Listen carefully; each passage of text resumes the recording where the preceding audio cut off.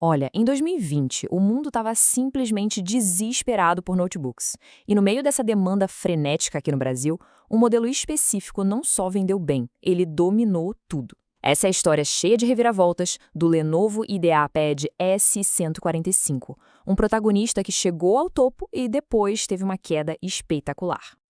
Ok, vamos começar por aqui. A história toda começa com um mistério. Pula para 2025. Um dono do aparelho, o Gabriel Beresca, está descrevendo uma máquina que, olha, virou quase um peso de papel.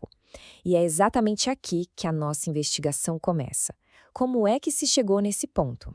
E aqui vem a primeira grande virada na história. É que essa máquina aí do Gabriel, toda lenta, travando, não era um notebook qualquer não. Em 2020, o Lenovo IdeaPad S145 foi o notebook mais vendido do Brasil. Ponto. Ele não estava só na lista de mais vendidos. Ele era a lista. Então fica a pergunta, né? Como é que um aparelho tão popular, o campeão de vendas, pode ter uma queda tão feia e tão rápida? Para a gente entender isso, a gente precisa voltar no tempo e, bom, dissecar o que foi uma ilusão quase perfeita. Beleza, vamos começar por essa parte, a anatomia da ilusão. Para entender por que ele vendeu tanto, a gente tem que analisar a primeira impressão. Aquilo que a pessoa via na prateleira da loja ou na tela do site, no meio daquela loucura da pandemia. O lance é que a Lenovo foi genial aqui. Ela conseguiu criar uma cara de produto caro usando material barato. O corpo era todo de plástico, mas o acabamento que imitava metal escovado, a espessura fininha, o peso leve, tudo isso passava uma ideia de, nossa, que máquina de qualidade. Parecia muito mais caro do que era. E para fechar, ainda tinha essa dobradiça de 180 graus vendida como uma super vantagem de flexibilidade. Guarda bem essa informação da dobradiça, porque a gente vai voltar nela. E aí vem o pulo do gato. Num mercado em pânico, como o de 2020, com todo mundo precisando de um computador para ontem, aquele adesivinho ali, Intel Core i5, era tipo uma luz no fim do túnel. Era um símbolo de que, opa, isso aqui é bom, uma garantia de que a compra era certeira. E quando se olhava as especificações no papel, parecia que era isso mesmo. Um Core i5 de 8ª geração, 8 GB de RAM e, o mais importante, uma placa de vídeo dedicada da NVIDIA. Para quem não é super especialista, essa combinação era imbatível pelo preço. Era a máquina perfeita para trabalhar e, quem sabe, até jogar um pouquinho. Só que, claro, por baixo dessa casca bonita, tinha um monte de coisa escondida, vários poréns. Decisões de engenharia que foram tomadas para chegar naquele preço e que, no fim das contas, selaram o destino do S145. Chegou a hora da gente descobrir os segredos, meios sombrios, dessa máquina. O primeiro pecado, vamos dizer assim, era o mais visível, a tela. O marketing falava em conforto visual, definição de imagem, mas a real é que era uma tela com tecnologia TN, a mais barata que existe. O que isso quer dizer? Cores lavadas, sem vida e ângulos de visão péssimos. Era só inclinar um pouquinho a cabeça para o lado que as cores já ficavam todas estranhas. Um corte de custos brutal. Ok, antes da gente ir para o segundo pecado, a gente precisa entender rapidinho um conceito, o tal do gargalo. Imagina um funil, sabe? Não adianta jogar um balde de água de uma vez, porque só vai passar um pouquinho de cada vez pelo bico estreito. Num computador, é a mesma coisa. E é exatamente aí que a gente chega no pecado que, para muitos, foi o pior de todos para o desempenho. É aquela velha história. O S145 tinha um motor de Ferrari, que era o Core i5, mas rodava com pneu de carroça. Esse disco rígido antigo, mecânico, era o gargalo. Ele simplesmente estrangulava o sistema todo. E foi uma escolha, assim, bem cínica, né? Porque era garantia de que o notebook ia ficar lento e frustrante conforme o tempo passasse. Então, se a lentidão já era uma bomba relógio, o golpe final foi uma autodestruição física, literalmente. De repente, a internet começou a pipocar com relatos bem esquisitos de donos do aparelho. Pessoas notando que os parafusos do notebook estavam, do nada, caindo. E esse comentário aqui resume perfeitamente o tamanho do problema. A coisa ficou tão séria que as pessoas começaram a apelar para medidas extremas.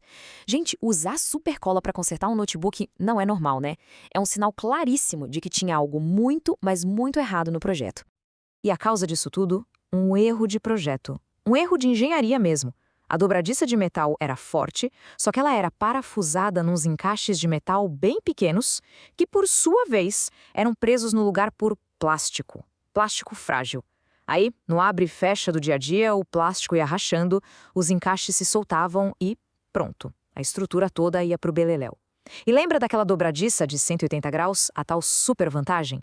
Pois é, ela provavelmente só ajudou o desastre a acontecer mais rápido. Ok, agora a gente chega na parte final e é aqui que a história fica bem curiosa. Vamos imaginar um cenário. O S45 sobreviveu, a dobradiça está inteira e ele recebeu a atualização essencial de um SSD. Como essa máquina de 2020 se sai contra um notebook de entrada baratinho de hoje em dia? A resposta é surpreendente. É um verdadeiro paradoxo. Olha só essa tabela, ela resume bem o paradoxo. O notebook novo, o de hoje, parece mais rápido nas tarefas do dia a dia. Mas para qualquer coisa que precisa de poder gráfico, como jogos leves ou editar fotos, o S145 antigo ainda leva uma vantagem surpreendente. Isso, claro, se ele não se desmontar no meio do caminho. Esse gráfico aqui mostra a primeira parte da história. Graças à evolução da tecnologia, um processador de entrada de hoje é mais eficiente em tarefas básicas, como abrir um programa ou navegar na internet. E é isso que dá aquela sensação de que o computador é rápido, sabe? Essa agilidade no uso normal. Mas olha só agora. Aqui a gente vê a tal arma secreta do S140 em ação. Aquela plaquinha de vídeo dedicada a MX110, mesmo sendo bem antiga, ainda dá um banho nos gráficos integrados que vêm nesses notebooks mais básicos de hoje. É a única coisa que salva ele. Então, para resumir, a mesmíssima coisa que fez ele vender como água em 2020, que foi a placa de vídeo dedicada, é a única coisa que ainda dá a ele alguma chance de sobreviver hoje, anos depois. É uma máquina que vive num paradoxo de desempenho. Resumindo a ópera, então, a história do 145 se define por esses 3 grandes pecados de projeto: a obsolescência planejada pelo HD lento, os sacrifícios na tela e na RAM para cortar custos e, claro, a falha fatal da dobradiça. Foi, sem dúvida, uma obra-prima de marketing, mas também foi uma obra-prima de cortes de custos que, no final, saíram bem caros para quem comprou. E se tem uma lição que a gente pode tirar dessa história toda, é essa aqui. Quando se deparar com um produto de tecnologia que parece bom demais para ser verdade pelo preço, a pergunta mais importante não é o que ele tem de bom, e sim onde foi que economizaram para ele custar isso. E isso deixa a gente com uma última reflexão. Porque, a história se repete. Se a gente olhar para os produtos que estão à venda hoje, qual deles será que está escondendo um defeito grave? Qual vai ser o próximo best-seller que vai virar sinônimo de frustração e supercola? A história do S145, pelo menos nos dá as ferramentas para, quem sabe, a gente não ser a próxima vítima.